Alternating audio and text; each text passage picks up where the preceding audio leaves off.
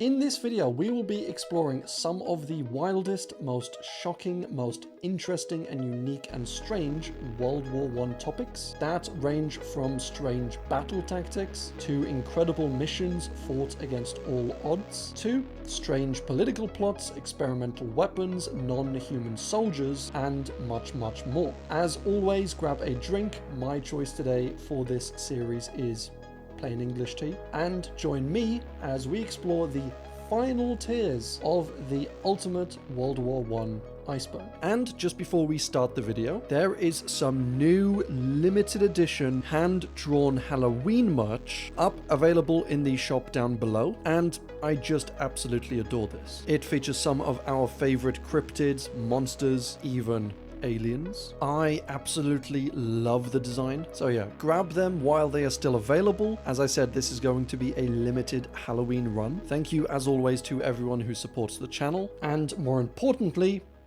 enjoy the rest of the video. Germany helped Lenin. So this is something that I absolutely did not know before researching this, but this all started when Germany helped Lenin travel back to Russia more or less undisturbed. And so for a bit of background on this, before World War I, Lenin, this absolute creep looking weird guy, was basically causing trouble in Russia. And this was with his Bolshevik communist propaganda that he was putting out and spreading amongst the people in order to get them to dissent against the Tsar rule. And don't get me wrong, the Tsars were absolutely insane as well. You know, the common man at the time was generally living in poverty, made even worse obviously by the war, and many people were struggling to eat or to live, all while the Tsars ruled the country and had fine foods and riches beyond imagination. Like, it was genuinely a massive imbalance inequality, but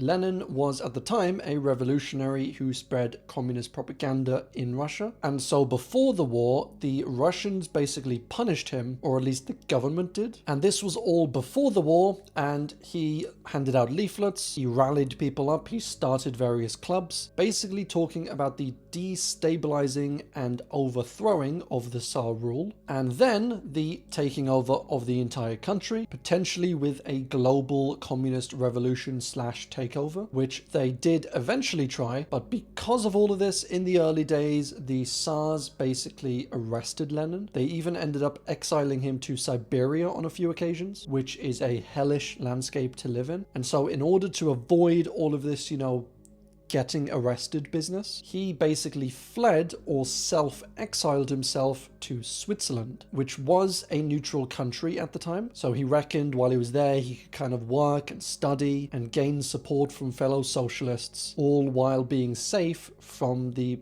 Tsars arresting or prosecuting him. And he was there for almost 7 years with a few breaks in between. And while in Switzerland, he did study communism and Bolshevism. He did a bunch of writing. He worked through a lot of these ideas, came up with plans, etc., and attended meetings, gatherings. He was basically just building up support for his movement. And so when World War I broke out after a few years, the Germans were getting a little annoyed having to fight this war on two fronts, and so they devised a plan. And that plan was to take Lenin, who was in Switzerland at the time, and to basically grant him access to travel straight across Germany and then deposit him into Russia. And this was all done kind of under the table, and at Lenin's request, they promised not to really have any direct meetings with him, and not to talk about what he would do when he went back to Russia, and also to give him and allow him to travel in this completely blacked out, shielded and sealed train. And this was, Lenin said, because when he went back to Russia, he didn't want any rumors about him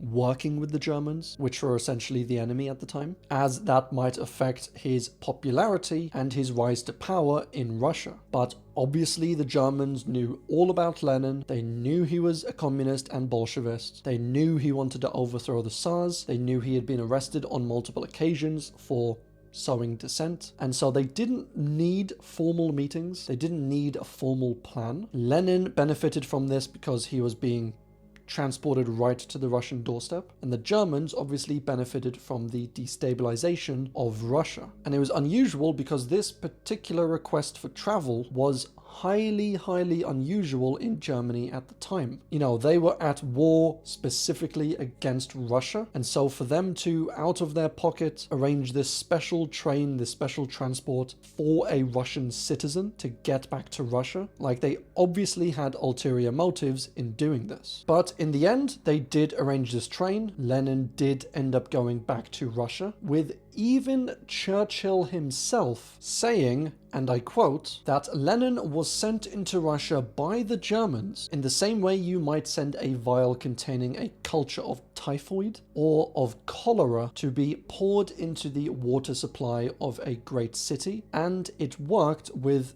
amazing accuracy. And there is evidence for all of this, for the Germans coming up with this idea, for them confirming this and arranging the train, all with the aims of Russian destabilization. And after this, they further promoted Bolshevism by actually sending these underhand black market business deals, funneling payments through Sweden into the Bolsheviks in Russia in order to further fund them and to further destabilize the throne, which is just absolutely insane. And as Churchill said, it worked amazingly. Lenin obviously fueled and headed both the February and the October revolutions, and when he got into power, he signed a peace deal with Germany, basically ceding some land and ultimately ending the German-Russian War. And the bloody Germans were behind it all the time. They were behind the overthrow of the Tsars, really, even though they were insanely unpopular and it probably would have happened eventually. They were also behind the Bolshevik uprising, again,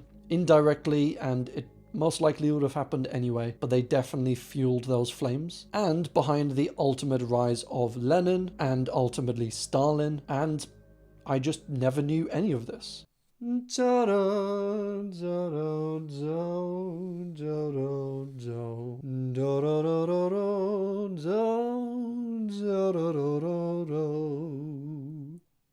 That's nice. But if you are enjoying the video, please do leave a like and subscribe to help me with my goal of 100,000 subscribers. Also, hype the video, as apparently that's a thing now. And of course, do enjoy the rest of the video. Nurse Margaret Maule was a nurse, obviously, who was born and trained in Britain before World War I, and during World War I, she was basically famous for being incredibly understanding and, more importantly, quite neutral as a nurse. So she would care for, obviously, British and French and Allied troops, but she was also known for showing sympathy and mercy to basically any fallen soldiers, that is including the Germans. She would often nurse back to health any captured, injured Germans, treating them exactly the same as if they were her own sides. And to comfort them, she would sing to them, she would ask how they're doing, she would check up on them daily, and she would even act for them on several occasions, putting on like a little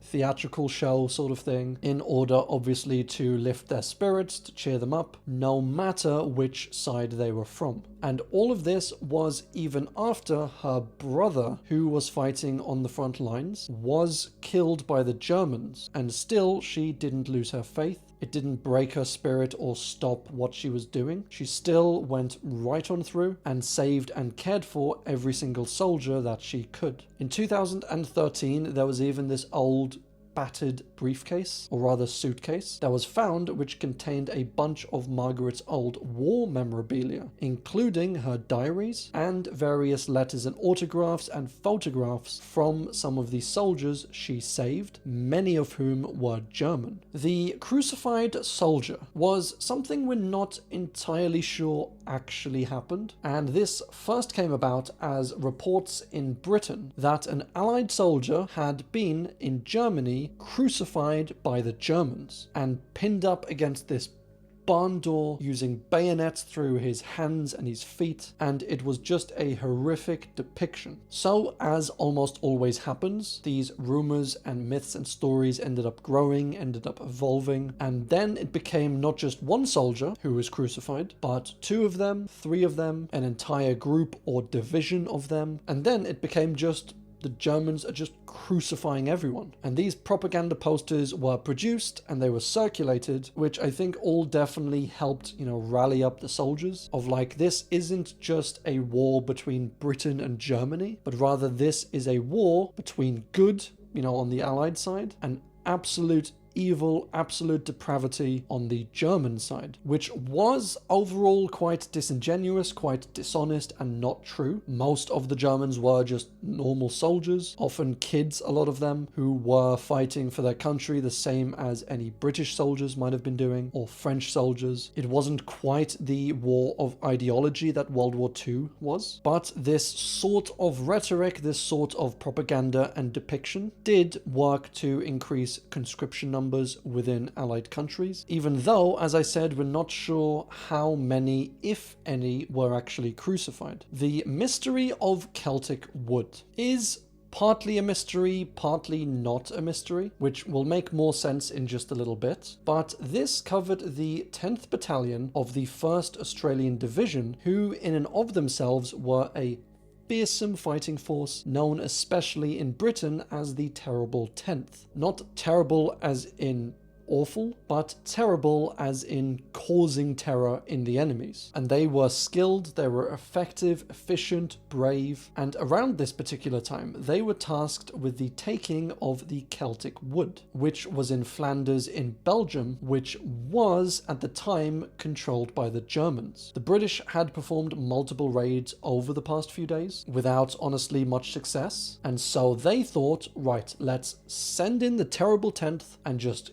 get this over with. They're like the A-team or something. So with British artillery raining down on the area, disorienting the Germans, the Terrible 10th, which was 85 men, made their way into the Celtic Wood. And honestly, it didn't go too well. They initially made some good progress. They were fighting their way in as only the Terrible 10th could do, but they soon found themselves counterattacked, hit with German machine gun fire and artillery, and their escape was also completely cut off. Lieutenant Frank Scott was the leader of this division, and he was shot and killed quite early on during the counterattack. And so this raid soon turned into a bloodbath, with many of the Terrible 10th being killed in the initial stages of this raid. Soon after they had run out of bullets, run out of ammunition, they had to resort to hand-to-hand combat with knives, bayonets, even fists, and many were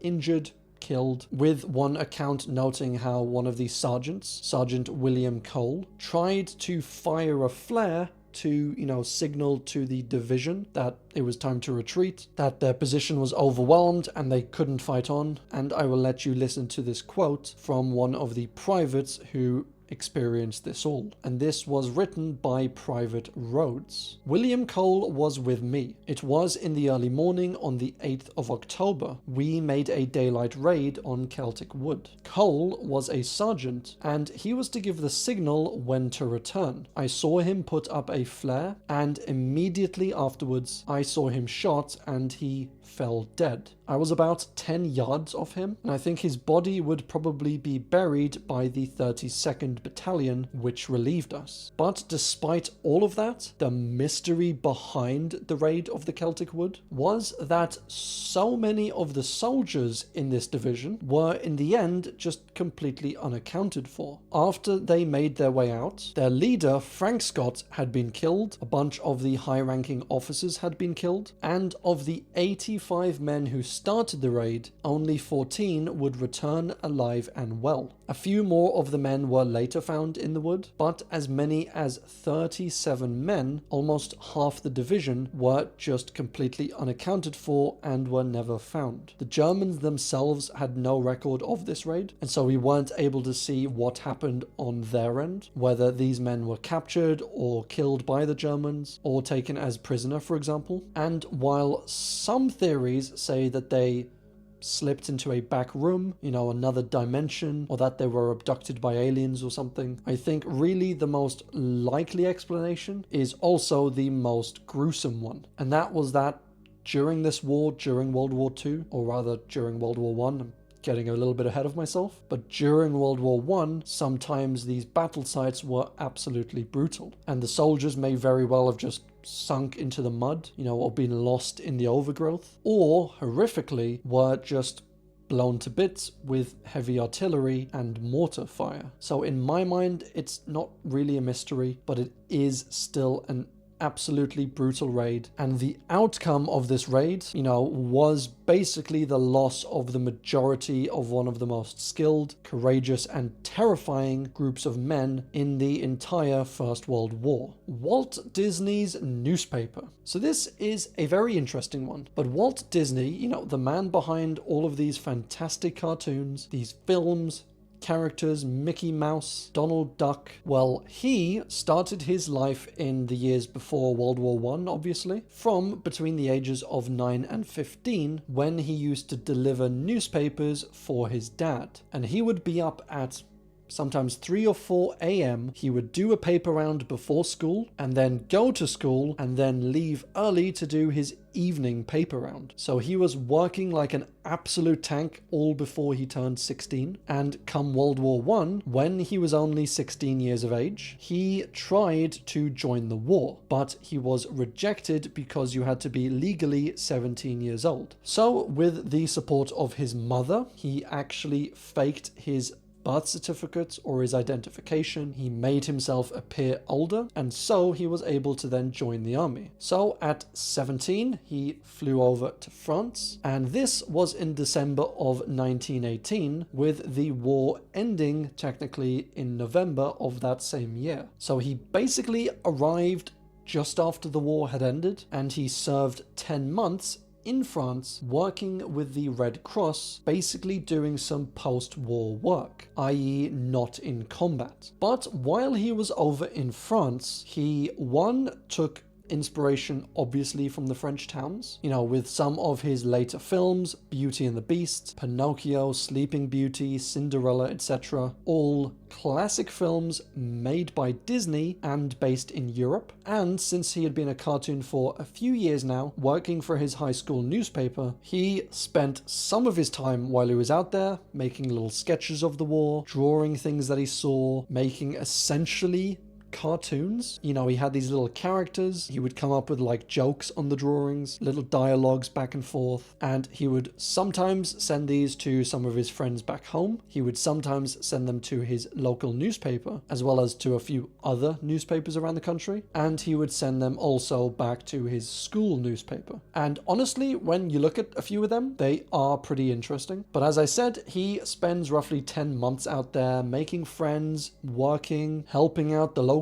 area, moving things back and forth. And while he's there, he actually ends up befriending a young man by the name of Ray Kroc, who, if you don't recognize the name, interestingly enough, is one of the founders of McDonald's, which, he didn't found McDonald's. He technically purchased the chain from the McDonald's brothers, but his purchase of McDonald's, whether you like it or hate it, was basically the thing that made McDonald's so successful, being a nationwide and even worldwide burger restaurant. So then Walt Disney obviously came home from France. He loved his work as a cartoonist, and so he set his life goal on founding a cartoon studio, with his name obviously being Disney, and the rest is history. Corporal Jackie. Oh boy, I thought we had gone over all of the World War I animals, but apparently not. And this was a baboon named Jackie, who belonged to a man named Albert Marr. And when South Africa joined the Allies, Albert was drafted,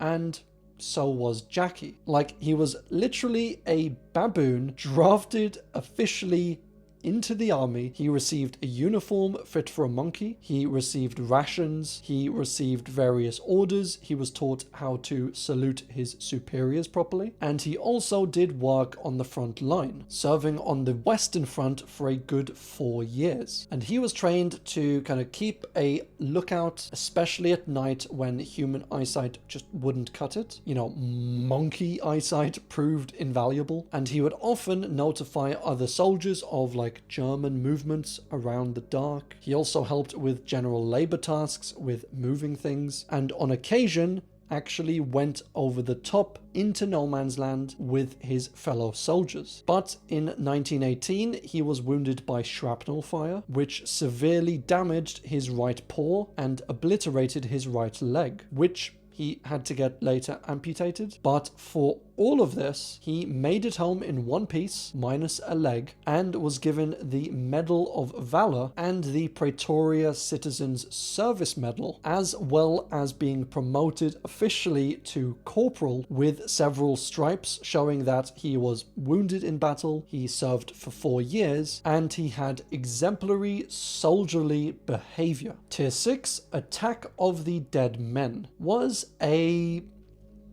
very dark, I would say, event where there was this fortress, the Osowiec fortress in Poland, or in modern day Poland, and the Russians were defending it from the Germans, and the Germans at this point in time had tried to siege this fortress many times, but to no avail. So they eventually made a plan to wait until the wind was just right, and then they would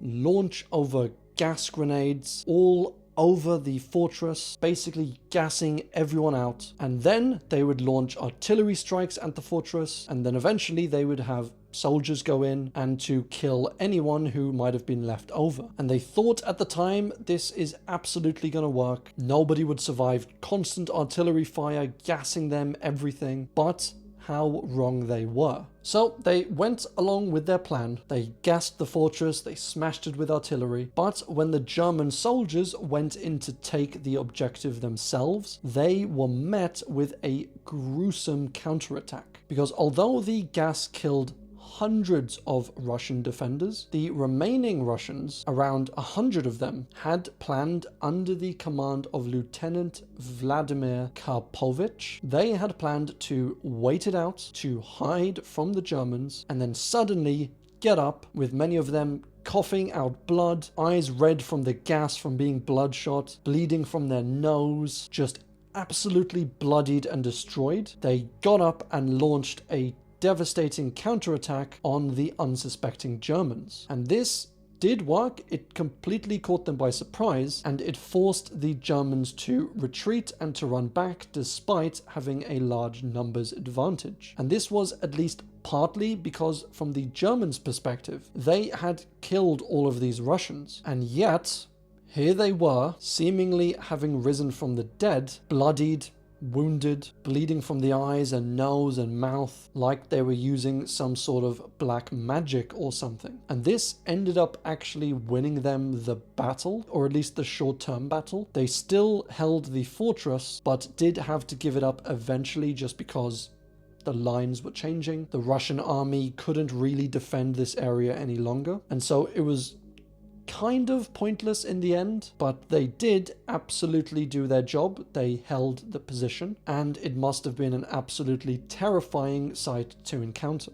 Who killed John Parr? So John Parr was a 15-year-old boy who faked his age in order to get into this war, like so many kids did back in the day, and did eventually join the war, and he was shipped off to France. Now, I should specify that he didn't fake his age to get into this war, because he joined the army 2 years before World War I started. So he turns 15, there's no war going on, he joins the army by using a fake age, and then when the war comes around, just 2 years later, he is 17 years old, and he was part of the initial group, the British Expeditionary Force, that was sent over in France and then made their way up to Belgium in order to defend against the initial onslaught of the Germans. And he is said to be the first British soldier to have actually died in World War I, as shortly after they arrived in Belgium, he and another reconnaissance cyclist, which,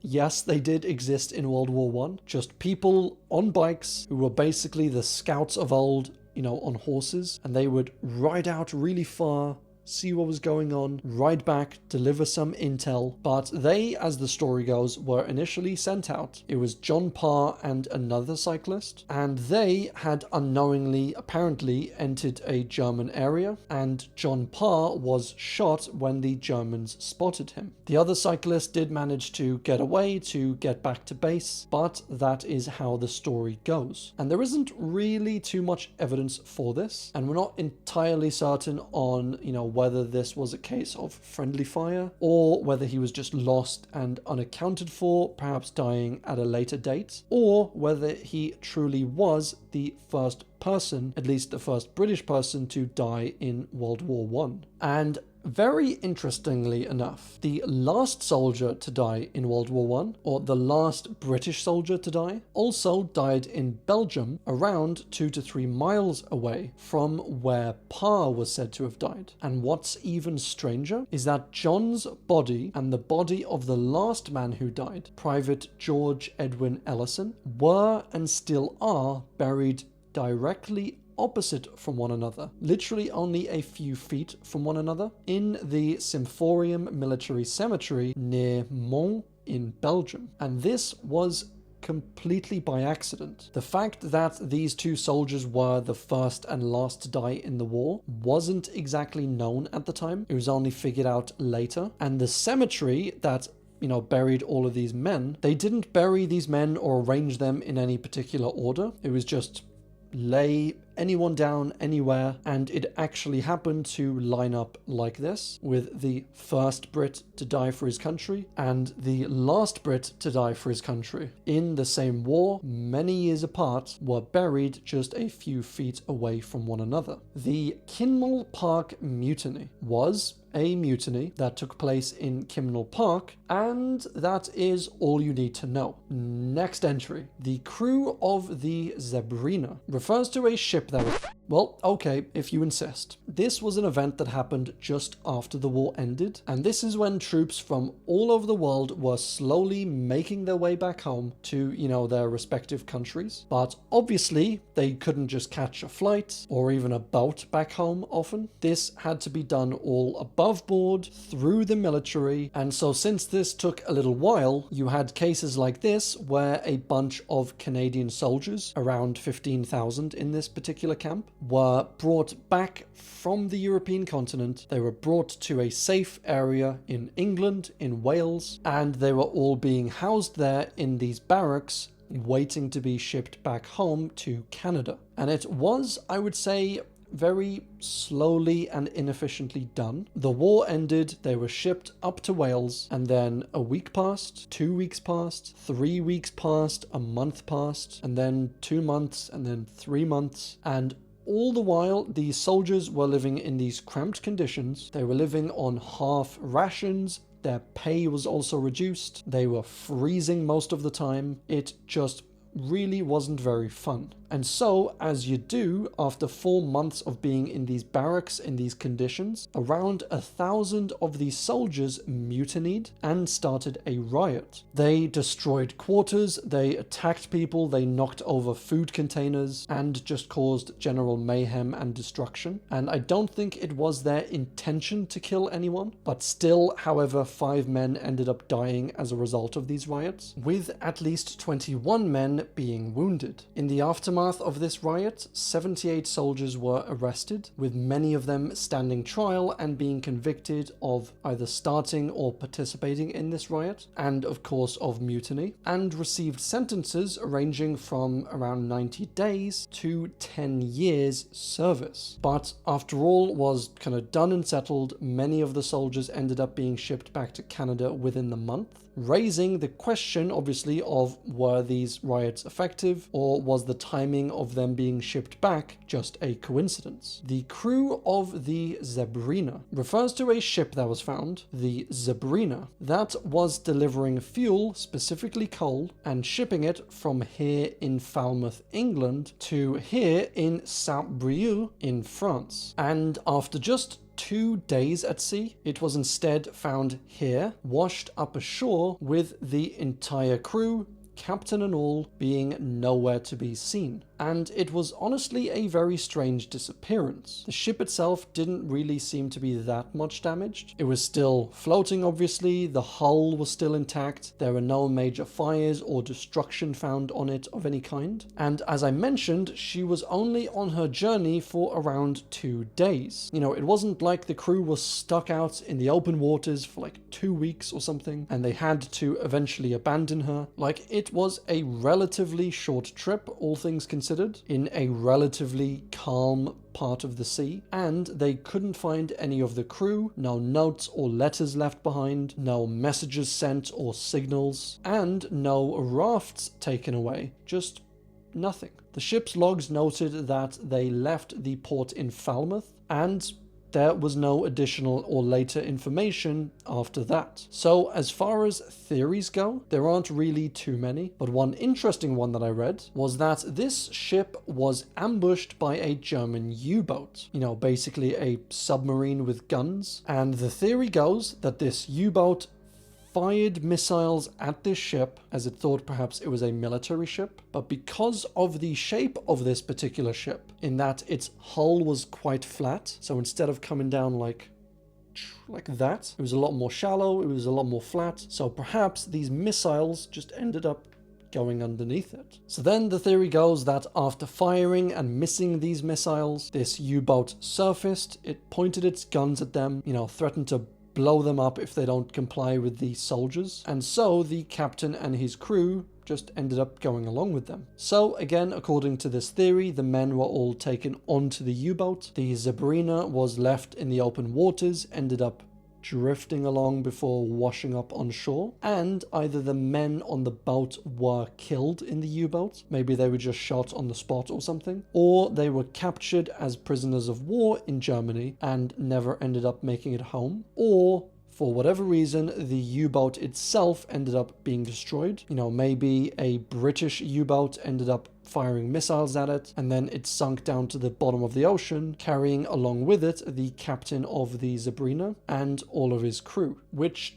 definitely is a valid theory, I think, as really there's not too much evidence one way or another. It is quite strange that these people would abandon their ship, and if they did abandon it willingly, it's like, where would they even go? The scuttling of the German fleet. So just at the end of the war, after the armistice or peace agreement was signed, it was part of the agreement that all of the German ships would, at the time, be sent up to the Orkney Islands in Scotland, and they would basically chill and stay there until all the details had been worked out, and eventually the Allies would claim these ships for themselves. And so at the time, Germany basically, you know, accepted this. They went along with it. They moved all of their fleet under the command of Rear Admiral Ludwig von Reuter, who was a high-ranking German admiral, and he, after being interned there with all of these ships, decided to basically sabotage them all, as he didn't want the Allies getting their grubby little hands on these lovely German ships. So he said, well, if we can't have them, then nobody will, and in secret, he coordinated this plan. And he waited for the perfect moment when the local British Navy was away for various exercises, and at the drop of a hat, at his signal, all of these ships started to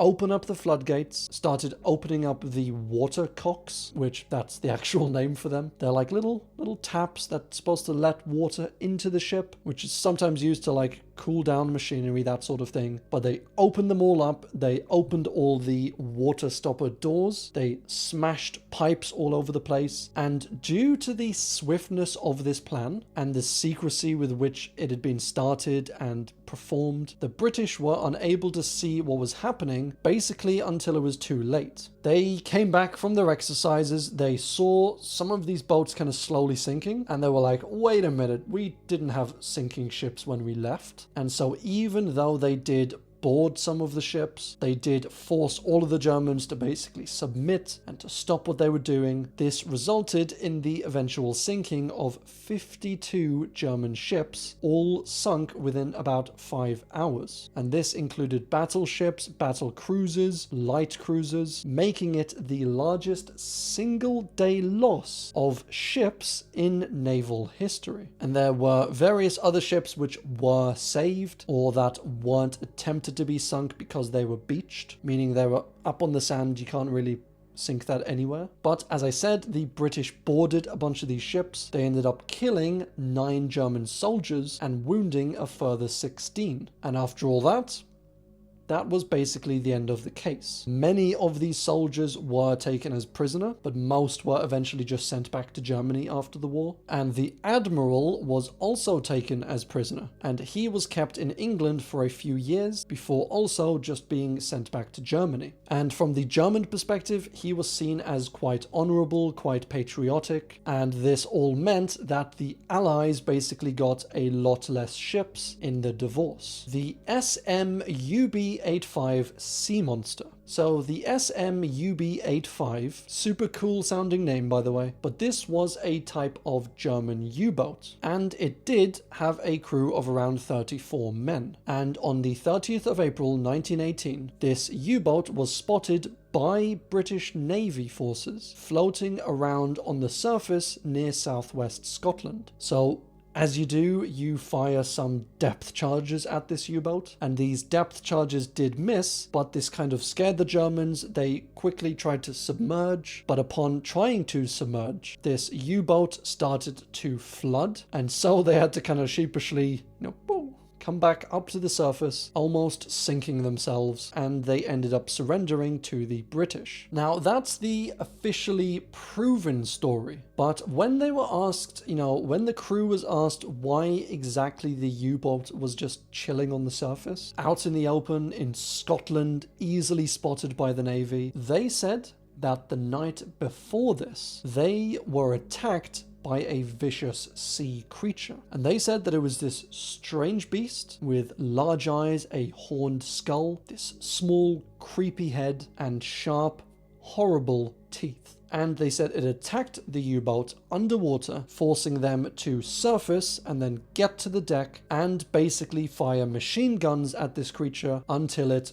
fled the scene, ran away like a complete coward. And so, because of this and the damage that this sea monster did, they said that they couldn't resubmerge and they were just left out there in the open for the British to find them. Or so they say, because it was thought that they could have just made this up for whatever reason. Like perhaps they had made a mistake and they were floating around and then they were captured, and then because they were scared of admitting this back to the Germans back home, they said, look, we were forced to surface. It wasn't really our choice.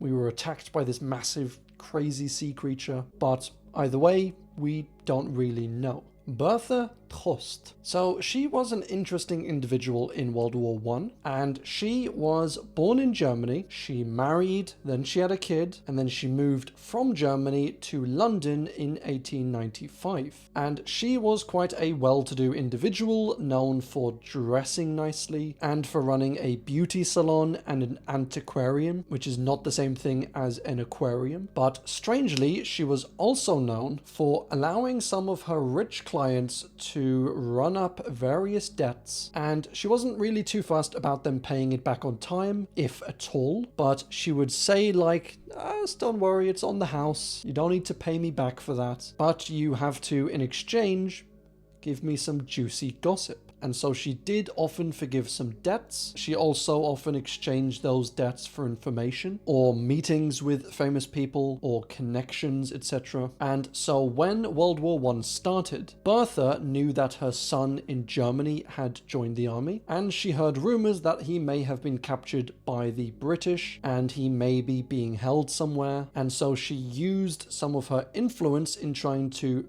figure out where he might be kept or any updates on him or the status of him, and this was via her standard method of forgiving debts of various women in order for them to maybe talk to their husbands who is high up in the army or something like that. And so, as you can imagine, this brought the attention of the British intelligence. You know, some German woman living in London trying to get information about the army and about the military, and so they looked into Bertha and they saw that although she had been here for around 20 years, she was never naturalized as an actual British citizen, and so was, from their perspective, a German citizen, a very wealthy one, who was doing all types of spy stuff, espionage stuff, trying to get information about armies and militaries, or at the very least trying to get sensitive information about maybe it was rich, powerful people, maybe some politicians, or about who knows what else, and for why knows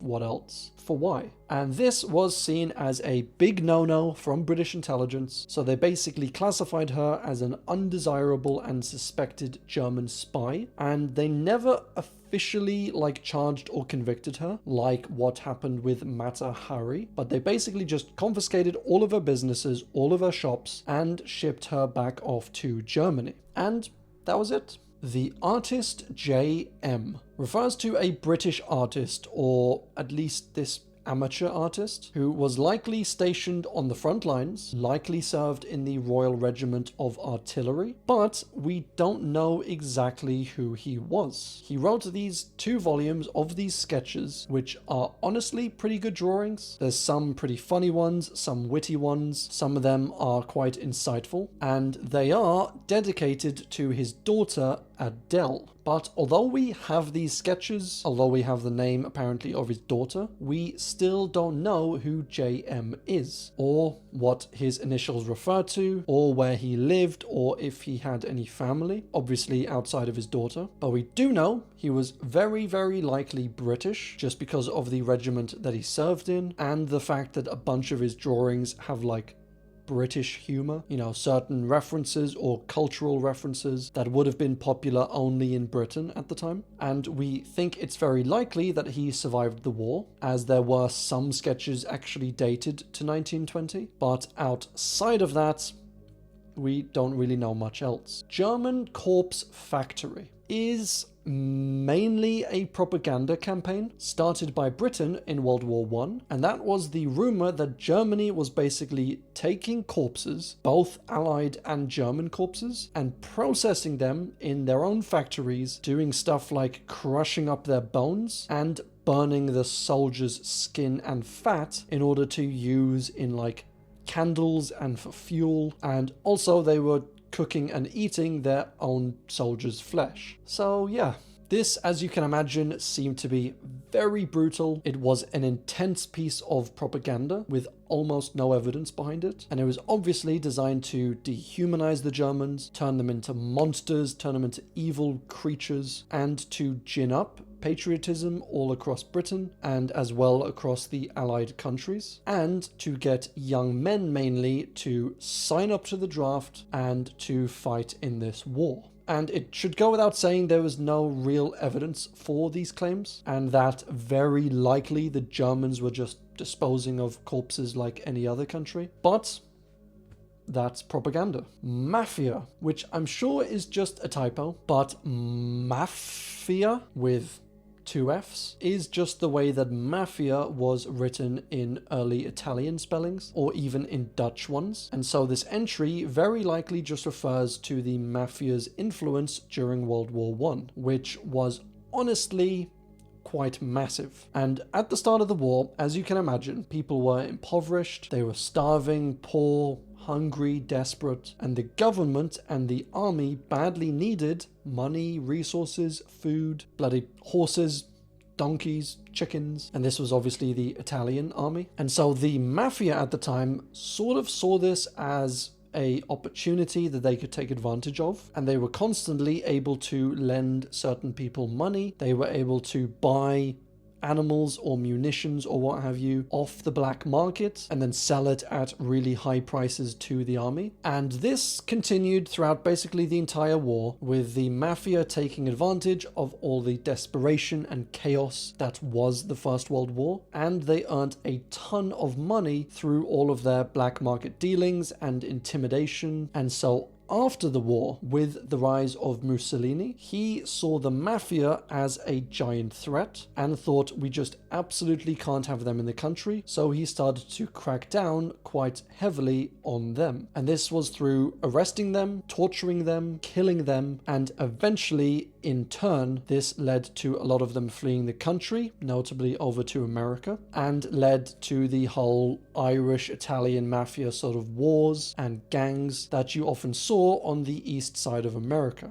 The Lost Sandringhams is a tale from a campaign we already covered, the Gallipoli campaign, in which the Allies had a plan to take over Gallipoli, or rather the Gallipoli Peninsula, which was a key part of the Ottoman Empire at the time. And if it succeeded, it would have been an absolutely huge win for the Allies, but sadly, it did not. But this entry refers specifically to the regiment, the 5th Battalion of Norfolk, who, from everyone's perspective at the time, charged straight into this wooded area near the Turkish lines and just completely vanished. Nobody from the Allied side heard them again. They didn't know what happened to them, if they had been killed or captured, or were still somehow out there, maybe on their own, maybe in hiding, with no way to contact the Allied forces. So at the time, it was quite a big mystery, but since then, over the years, there have been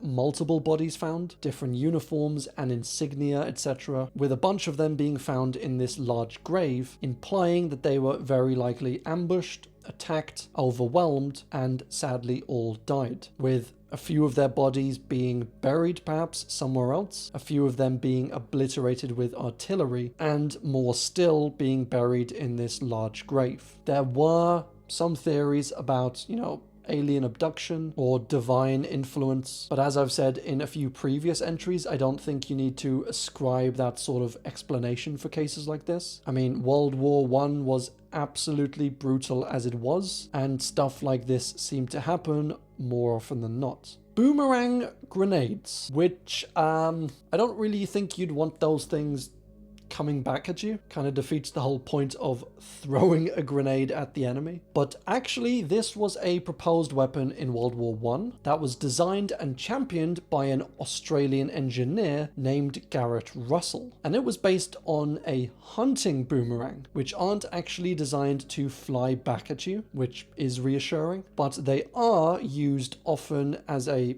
form of hunting where you will throw the boomerang, it'll spin around really fast, go really far, and they were solid enough so that when they hit the creature, especially with a hit on the head, it ended up more often than not either stunning or killing them. And then you would obviously walk over, pick up your boomerang, pick up the animal that you had just killed. And so the idea was you throw a normal grenade, you can't really throw it that far, but with these boomerades, you would have, in theory, been able to throw them really quite a far distance. So the idea was to build this boomerang-like grenade, to fill it with shrapnel and a fuse, etc., and to light the fuse, throw the grenade-arang, and watch it go boom in the distance. This would obviously far outrange the enemy grenades, which is a boon. At least that was the plan, because while they did make a few test versions of this boomerang, it could just be called a boomerang because it goes boom.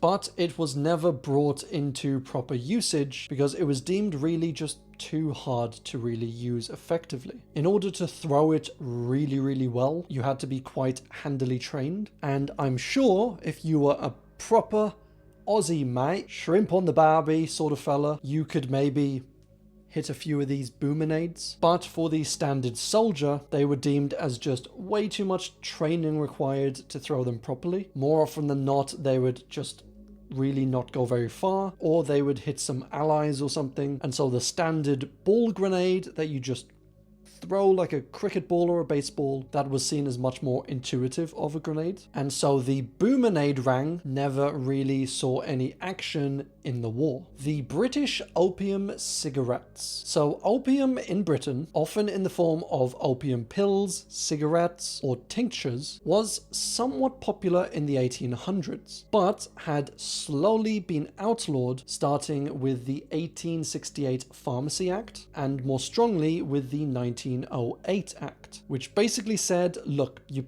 can't just buy this stuff willy-nilly. Like, if you really want some of these opium cigarettes or something, then it's got to be on prescription by an actual medical doctor for an actual medical reason. And this was because opium, it was found, tended to make people kind of lazy, sleepy, addicted to it, and it wasn't really good for a fighting force like Britain, especially not for the front lines. And during the war, with the Defense of the Realm Act, or DORA, who was also an explorer, this specifically banned the sale of devil's snow, shall we say, and of opium to military personnel. And they were still able to get these substances here and there through like black market sort of means. You know, if you wanted to have a dodgy cigarette or two here or there, but it certainly wasn't legal and it wasn't widespread because, as I said, it was detrimental to the soldiers' discipline, to their energy levels, and to their overall performance. So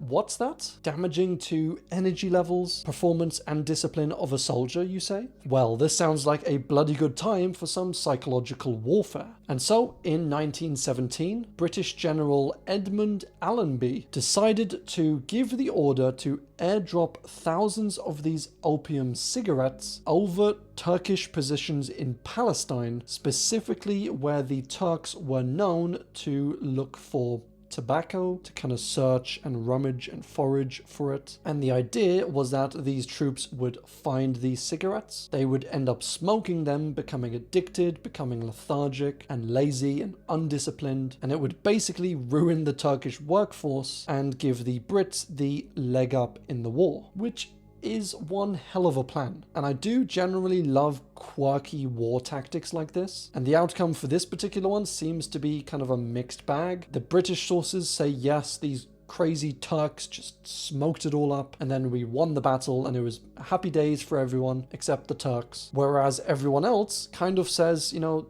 there's no real evidence for any of this. Like, yes, there is evidence that these cigarettes were dropped, but whether the Turks actually smoked them, whether it had any effect on them as a fighting force. And so it's probably likely a minor part of why they won the battle, but not as big as the British made it out to be. And that is the strange story of the British opium cigarettes. The permanent Russian Sentry. So this, I think, from what I can tell, is very likely just mere folklore, maybe rooted in some kernels of truth. But this was the story that circulated in World War I of a Russian sentry or guard inside of a fortress in Poland, who, after his fellow soldiers had either been killed or had left their post or had retreated back to the Russian lines, he was left alone in this fortress and refused to back down even after the war ended. And so some versions of the story have this sentry, this guard, as like being blind, typically from like his living conditions and battle wounds. And so he just patrolled this fortress, refused to back down, refused to leave it even after Poland was given sovereignty, and he was approached by Polish soldiers. Eventually, these soldiers did convince him, however, and after being at his post in this fortress for around 10 years, the war was over, the Russian Empire no longer existed, and he was finally free to, in some versions of the story, go back home to Russia, or in other versions to stay in Poland and live out his life there. And as I said, there's no real evidence for this, so it seems very likely to be, you know, some sort of rumor, some folklore of this hyper-disciplined, obsessed, patriotic Russian refusing to stand down no matter what. And while that sounds crazy and maybe impossible, it did remind me of this true, proven case of this Japanese soldier who went by the name Hiro Onoda, who was, during the war, sent off to Lubang Island in the Philippines, and he was instructed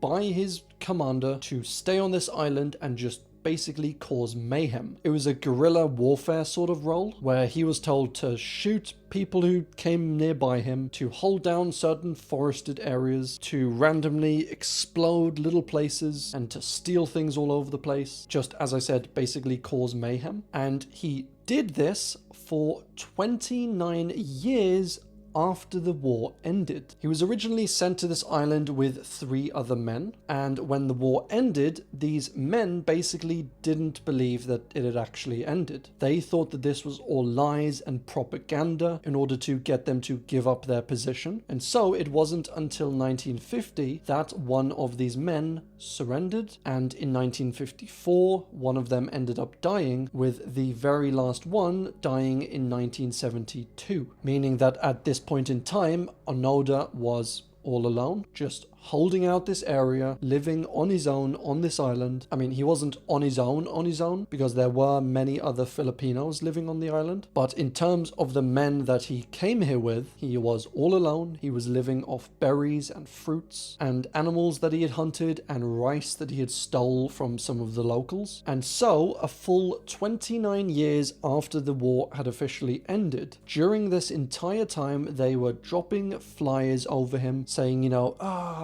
the war's over, yay, peace. But again, he didn't believe any of it. They also then sent him some letters written by some of his loved ones, and he thought it was all propaganda, it was all lies. He was a good soldier, he wasn't going to give up his position, and he kept this up for over 29 years. And it wasn't until his former commanding officer, the one he served under during World War I, a man named Major Yoshimi Taniguchi, he came out, he flew to the island, and he told him in person that it was okay, that the war was over, and that he was relieved from his post. And so he finally accepted that the war was over. He went home, became a best-selling author, and then eventually moved to Japan, became a cattle rancher, and died in 2014 at the age of 91. So just one hell of a man. He was very likely, I think, kind of traumatized by this war and stuck to his orders given to him during the war. And during his time here of almost 30 years, him and his men actually killed several civilians, in some reports as many as 30, with their official rifles, as they thought this was part of this guerrilla warfare. But when he surrendered, he was pardoned by the Filipino president, because he said that in his opinion, he believed that this man genuinely believed the war wasn't over. And so in his mind, all of these killings by Onoda were simply just killings during a war, and he didn't really mean any ill will by them. So yeah, a pretty strange case. It does go to show you how something like the permanent Russian sentry might very well be possible. But as I said, there is no clear evidence for that particular case. Tier 8, the stab in the back myth, is the myth or paranoia that Germany didn't lose World War I because of normal reasons, because they had an inferior military or inferior tactics, or they were outnumbered or outskilled or what have you. But this narrative says that they would have won the war if not for those meddling kids. And by meddling kids, they of course mean Germans within Germany betraying also Germany. So basically the theory is that it was an inside job. And this was, I think, founded on the idea and belief that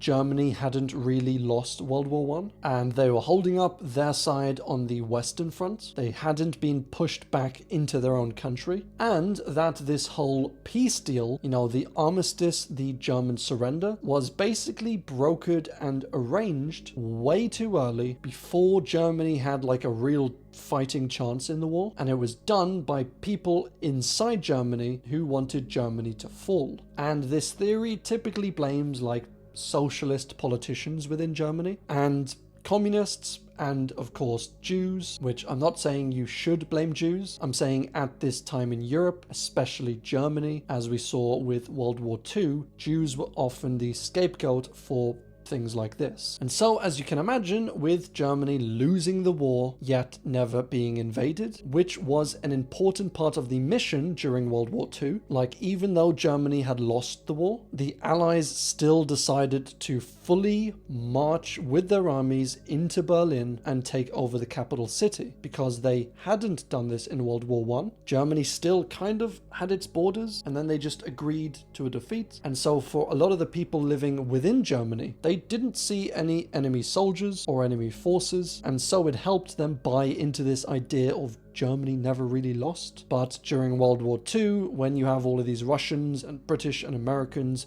coming into Berlin, it's hard to argue that Germany didn't lose. And so yeah, with them not seeing the defeat, with a lot of them believing that they could have gone on fighting, potentially even winning the war, and with them being unhappy that this surrender was made, and with all the blame on the communists and the Jews, you can kind of see how this very obviously would have led to World War II. And it's kind of insane looking back in retrospect at events like this. Like, it seems obvious to me that World War II would have sparked from something like this, from the lack of wealth all over Europe and Russia, from the rise of larger-than-life charismatic leaders like Lenin, like Mussolini, and obviously like Hitler in Germany, who typically came up to these broken countries, promised them food, promised them success, promised that their countries would be strong and they would invade other nations, win the wars. And I think a lot of these leaders were very obviously taking advantage of the desperation of these poor,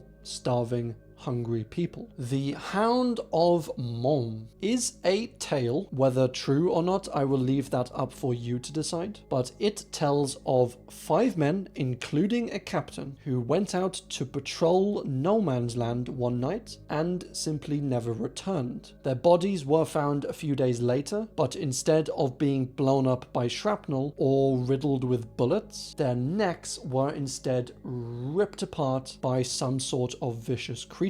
And so this sparked the rumors of a massive, deadly hound roaming around no man's land and killing Allied soldiers. And soon a lot of the Allied soldiers started to hear these howls out in no man's land, especially at night. They would report seeing like a large grey wolf-like creature just walking around quietly, and still they were finding more and more bodies that had seemingly been attacked and killed in the same manner, that being large tooth marks, claw marks all over the body. And so obviously rumors started about this big horrible hound, with one account, this one story, suggesting that a German scientist by the name of Dr. Gottlieb Hochmuller was commissioned by the German government to create a war machine. And so he did that by surgically implanting the brain of this violently insane man into the body of a Siberian wolfhound, and then just simply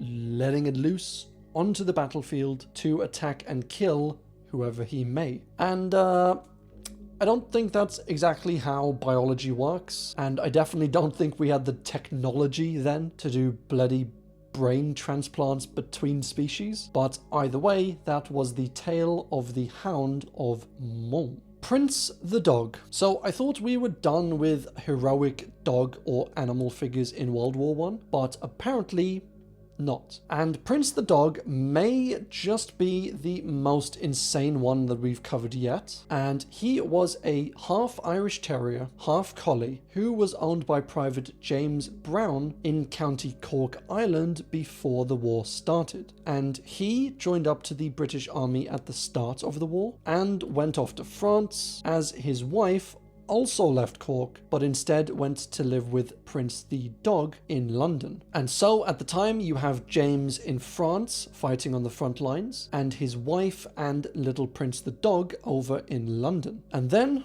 all of a sudden Prince just disappears. His wife can't find Prince. It's all sad, it's quite terrible. His wife is panicked and distraught and wondering what she's gonna tell James when he gets home. You know, little Prince has run away, he might be dead somewhere. He's just gonna have an absolute meltdown. But within around a month, Prince the dog would actually show up on the front lines in France, and it was found that he had run away from home, likely headed down south following soldiers, and then these soldiers inadvertently led him to a boat, and it was thought that the dog was able to recognize how the soldier dressed. He thought it looked familiar to how his owner had once dressed just before he was shipped off into France, and so he followed these people, he followed them onto this boat and went actually over into France. And then when he was on the front lines, word got around of this dog of this particular breed that had come into France, and so soon enough Private James Brown and Prince were indeed reunited, which is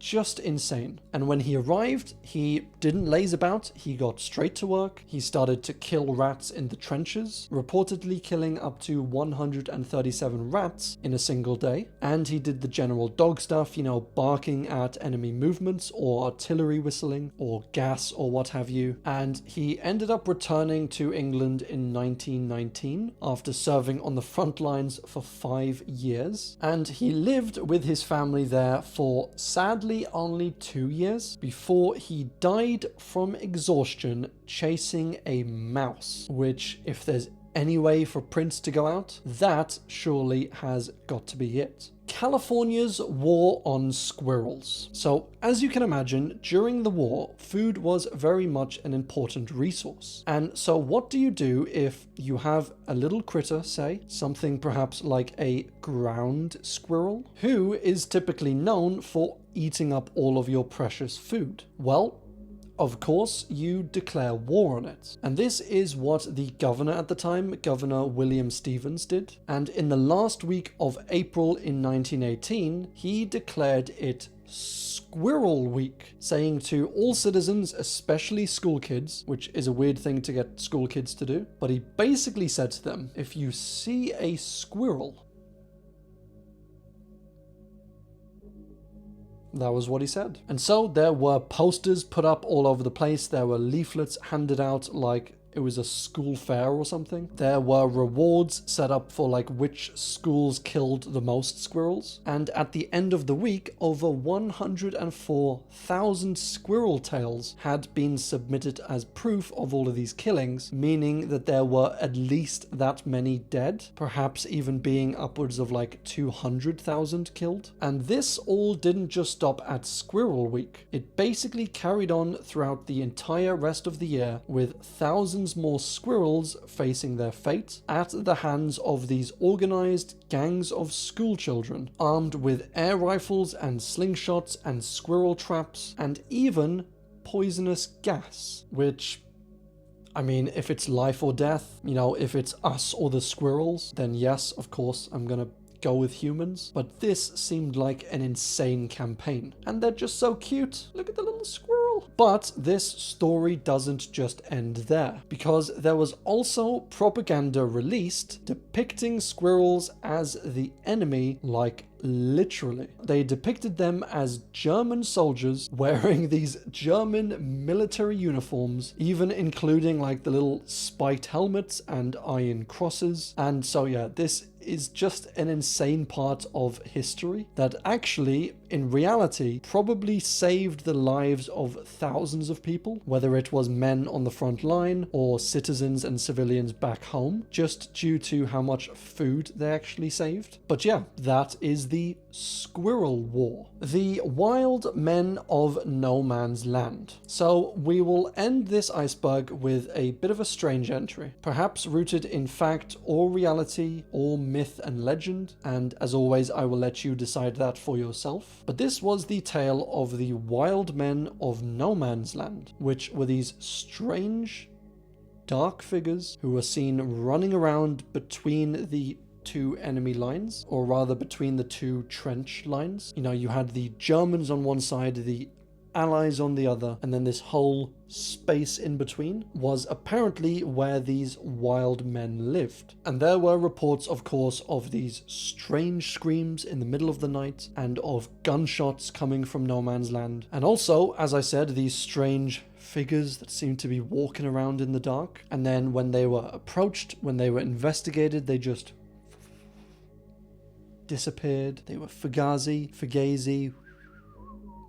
fairy dust. And this led to rumors, obviously, of these strange groups of men living in no man's land between the two trench lines. And they were rumored to be either injured men who couldn't make their way back to their Allied side, or deserters who had fled their side and so obviously couldn't go to the enemy side, couldn't go back to their side because they'd be killed, and so they had just decided to live out in no man's land, to maybe resort to cannibalism or to looting soldiers, picking up scraps, eating them. And yeah, it's a pretty brutal thing to imagine, I think. And it should be noted there wasn't really any evidence for this, at least in the documents in World War I. A lot of it tended to be rumors and myths and stuff that kind of spread and grew among the trenches. So definitely let me know what you think on this one down below. And that is all we have time for. And that was all the Germans had time for. The Allied powers, as you know, soon closed in on Germany and forced them to surrender. And 20 years later, the Germans are fed up of being poor and weak. And that's when a